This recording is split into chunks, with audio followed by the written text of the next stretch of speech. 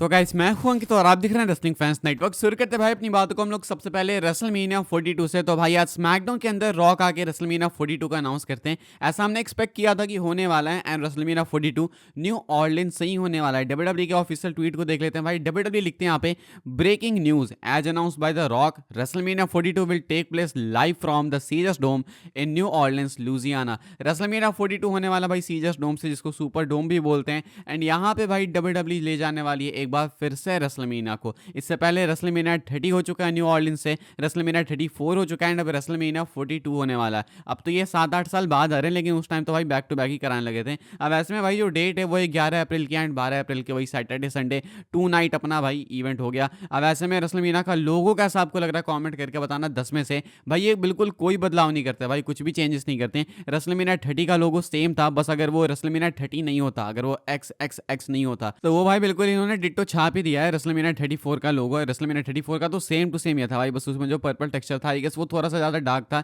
यहाँ पे भाई इन्होंने सेम ही रखा, बस हल्के से वो जो ये साइड साइड के कर्व्स हैं इन्होंने थोड़े पतले कर दिए। मतलब यहाँ पे कोई एफर्ट दिख नहीं रहा भाई। बाकी अब ये बोलो कि न्यू ऑर्लिन्स की थीम ही ये है, तो जब भी यहाँ पे जाएंगे तो यही होने वाला, कुछ बदलाव नहीं होगा। बाकी रेसलमेनिया 42 का लोगो आपको लग कैसा रहा ओवरऑल कमेंट करके बताना। फैंस काफी डिसअपॉइंटेड इस चीज से, उनका कहना भाई कि एक डेकेड के अंदर भाई तुम लगभग तीसरी बार लेके जा रहे हो न्यू ऑर्लिन्स, इससे अच्छा यूके में करा देते, इधर उधर लेके चले जाते। लेकिन मुझे लगता है भाई कि डब्ल्यूडब्ल्यूई जाएगी, जब भी जाएगी यूके तो अच्छे तरीके से जाएगी। फिलहाल भाई जब भी ये यहाँ पे करा रहे हैं तो ठीक है, सहलू थोड़ा देखते हैं भाई रेसलमेनिया 42 का मेन इवेंट क्या होता है, क्या वो रोमन रॉक होगा या फिर नहीं होगा। मतलब क्या ही बोला अब इसके बारे में। बाकी आपको कैसा लग रहा है लोगों को कमेंट करके बताना भाई। मैं इसको अगर 10 में से रेट करूंगा तो मैं इसको 10 में से देने वाला हूँ कुछ 6 की रेटिंग, इससे ज़्यादा मैं नहीं दे सकता। बिकॉज मुझे जब ये रॉक ने रिवील किया लोगो तो मुझे देख के लगा भाई ये तो 34 का ही लोगो दिखा रहे हैं, तो ज़्यादा कुछ अंतर था नहीं इसमें, इसलिए इसको मैं ज़्यादा रेट करना भी नहीं चाहूँगा। आप लोग अपनी रेटिंग्स कमेंट करके बताना। आगे बढ़ते हैं गाइस, बात करते हैं अगली स्टोरी के बारे में। तो भाई ब्रैंडी रोड्स ने कोडी रोड्स के सेगमेंट पे रिएक्ट किया। कोडी रोड्स को आज भाई रॉक ने क्या क्या बोला, ह्यूमिलिएट भी करा, रिस्पेक्ट भी दी, ऑफर भी करा। रॉक ने काफ़ी कुछ चाहते हैं कि कोडी की सोल वो ले लें। अब ऐसे में इसके ऊपर कोडी की वाइफ का क्या रिएक्ट करना है भाई। कोडी की वाइफ ये ट्वीट करती हैं, आप देख सकते होगे 1 घंटे पहले उन्होंने ट्वीट किया भाई, बस एक हार्ट ब्रेक वाली इमोजी, इसके अलावा कुछ नहीं है। यानी कि कोडी की वाइफ का ऐसा बिलीव है कि कोडी शायद टर्न कर जाएगा, यानी कि शायद कोडी रॉक की बातों में आ जाएगा। देखो चांसेस हैं कि आगे जाके कोडी रोड्स हील बनेंगे,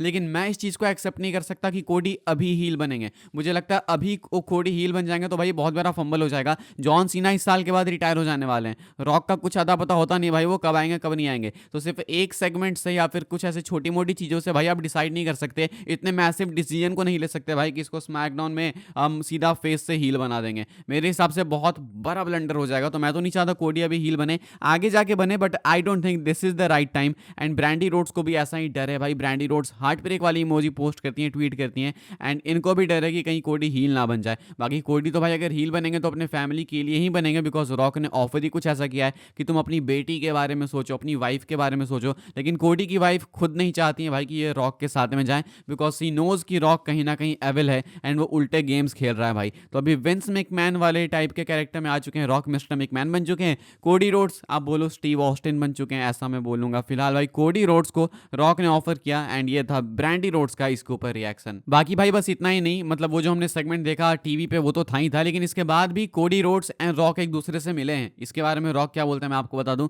रॉक भाई अभी इस प्रेस कॉन्फ्रेंस के अंदर बोल रहे होते हैं कि कोडी रोड्स के साथ उन्होंने मिलकर फिर से दारूबाजी की है, यानी इनके सेगमेंट के बाद इन्होंने फिर से टकीला चढ़ाई है। एंड कहते हैं कि कोडी के साथ फिर से इन्होंने टाइम स्पेंड किया है, यानी कि जो टीवी पे हमें दिखा वो तो दिखा, इसके बाद भी रॉक ने कुछ कान भरे होंगे। हो सकता है कोडी को और दारू पिला के रॉक कुछ करना चाह रहे होंगे, कुछ कहना चाह रहे होंगे, आई मीन कि कुछ समझाना चाह रहे होंगे। पेट वेट बाहर नहीं आया ऐसा मैं कुछ नहीं बोल रहा हूँ। तो रॉक भाई जो है कोडी रोड्स को कुछ समझा भी रहे होंगे वापस से दारू पिला के। तो रॉक रिवील करते हैं कि वापस से ये लोग मिले, यानी कि रॉक बिल्कुल ब्रेन वॉश करने के फिराक में लग चुके हैं। फुल चाहते हैं भाई कि रॉक कन्विंस कर ले कोडी रोड्स को, एंड कुछ तो कन्विंस करके बहुत मैसिव करने वाले हैं रॉक। देखते हैं कोडी कन्विंस होते हैं या फिर नहीं, आई डोंट थिंक होने वाले हैं। अगेन रिपीटिंग, बाकी लेट्स सी। आगे बढ़ते हैं गाइस, हम लोग बात करते हैं अगेन रॉक के ही बारे में। एंड इसी प्रेस इवेंट के अंदर रॉक कहते हैं कि शायद कोडी रोड्स के साथ उन्हें मैच रसल करने की नीड भी नहीं है, एंड शायद हमें आइडिया लग चुका है कि रॉक शायद स्टिल रसल नहीं करेंगे रेसलमेनिया 41 में। दिस इज सो डिसअपॉइंटिंग भाई। लाइक तुम चुपचाप मैच अनाउंस नहीं कर सकते क्या? एक लगता नहीं है कि रॉक रसल करेंगे, ऐसा अभी इनकी बातों से लगता है। क्या हुआ भाई मैं आपको दिखा देता हूँ, आप स्क्रीनशॉट देख सकते हो।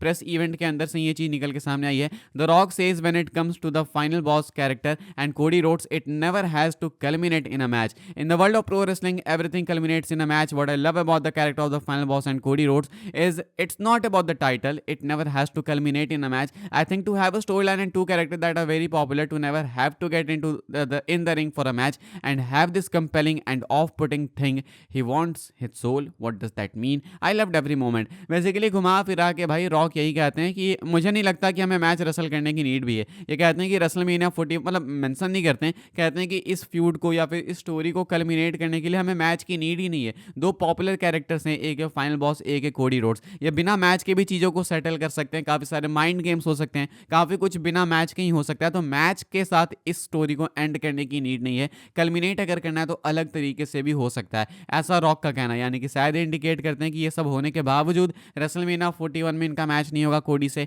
या तो भाई ये फिर अगेन एक स्वर्व है. मतलब आप किसी चीज़ पे बिलीव नहीं कर सकते, चाहे वो पॉजिटिव न्यूज़ हो चाहे वो नेगेटिव न्यूज़ हो, दोनों में से किसी पे बिलीव करना अभी मूर्खता है. बस अभी मैं इतना ही बोलना चाहूँगा. रॉक हिंट करते हैं कि शायद वो रेसलमेनिया 41 में स्टिल नहीं रेसल करेंगे. आगे बढ़ते हैं गाइस, हम लोग बात करते हैं अगली स्टोरी के बारे में. रेसलमेनिया 41 के टिकट सेल्स को देख लेते हैं. भाई रेसलमेनिया 41 के लिए कितने टिकट्स बिके हैं. अब तो थोड़ी बहुत बातें होने लगी है रेसलमेनिया की. इससे पहले कोई बात नहीं करना चाह रहा था भाई रेसलमेनिया के बारे में. Like it was so boring back then से मैं मतलब बहुत पहले की बात नहीं कर रहा भाई, अभी 2 दिन पहले की बात कर रहा हूँ. लेकिन अभी भी देखते हैं क्या होता है, कुछ कंफर्म तो नहीं हुआ है. लेकिन मैं आपको टिकट सेल्स डेफिनेटली बता सकता हूँ भाई. रसल टिक्स की अपडेट है, आप लोग ये स्क्रीनशॉट देख सकते हो कि भाई नाइट 1 से शुरू करते हैं. तो नाइट 1 के लिए भाई इनके पास अभी बचे हुए हैं 6370 टिकट्स बेचने को. एंड बात करें कॉम्बो टिकट्स कितने बचे, तो भाई कॉम्बो बचे हैं 588. 51,481 टिकट्स की कैपेसिटी है भाई. 44,523 टिकट्स ऑलरेडी बिक चुके हैं, यानी कि इतने लोग कंफर्म हो चुके हैं. पिछले एक हफ्ते में 218 टिकट्स बिके हैं. अगर नाइट 2 की बात करें तो नाइट 2 के लिए थोड़े ज़्यादा टिकट्स बिके हैं भाई. 5,575 टिकट्स नाइट 2 के लिए बचे हुए हैं. सेम कैपेसिटी भाई 51,481 की,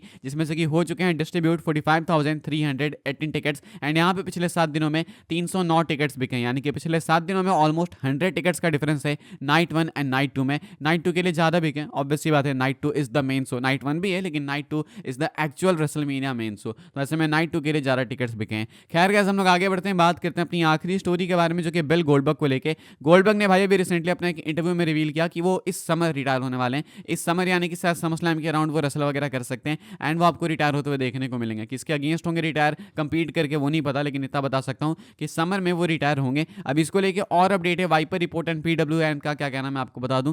Goldberg versus Gunther is off the table currently. Goldberg is still set to have his retirement match later this year, but no word on whom it will be against, but SummerSlam और Crown Jewel seem to be the likely PLEs for it. तो कहना है भाई wiper reports and PWN का कि Goldberg Gunther का plan भाई अभी फिलहाल WWE साइड कर चुकी है. गोल्डबर्ग जो है स्टिल तैयार है भाई, एंड इस साल वो रेसल करेंगे अपने रिटायरमेंट मैच को. ये नहीं बताया गया कि किसके अगेंस्ट करेंगे, लेकिन ये बताया जा रहा है कि पॉसिबली या तो SummerSlam में या नहीं तो क्राउन जूल में. क्राउन जूल भी इस बार जल्दी होने वाला है, कुछ जून एंड में या जुलाई एंड में होने वाला है. तो क्राउन जूल भी इस बार समर में ही होने वाला है. तो या तो SummerSlam नहीं तो क्राउन जूल, इन दोनों में से किसी एक जगह पे आपको गोल्डबर्ग रिटायर होते हुए दिखेंगे, अपने रिटायरमेंट मैच को रेसल करते हुए दिखेंगे. किसके अगेंस्ट आप लोग देखना चाहोगे भाई गोल्डबर्ग को रिटायर होते हुए, कमेंट करके बताना. एंड फिलहाल भाई इस वाली वीडियो के लिए सारी अपडेट्स थी. आई होप आपको इन्फॉर्मेशन मिली हो तो वीडियो को लाइक करें, शेयर करें, सब्सक्राइब करें चैनल को, ताकि आने वाले टाइम के अंदर आपको और भी इसी WWE की न्यूज़ अपडेट्स जानने को मिलते रहे. फॉलो कर सकते हैं आप लोग मुझे इंस्टाग्राम एंड ट्विटर पर, लिंक आपको मिल जाएगी डिस्क्रिप्शन में. ज्वाइन कर सकते हैं व्हाट्सएप चैनल को, उसके भी लिंक है डिस्क्रिप्शन में. मिलूंगा मैं आपसे अगले वीडियो में, तब तक के लिए good bye, thanks for watching.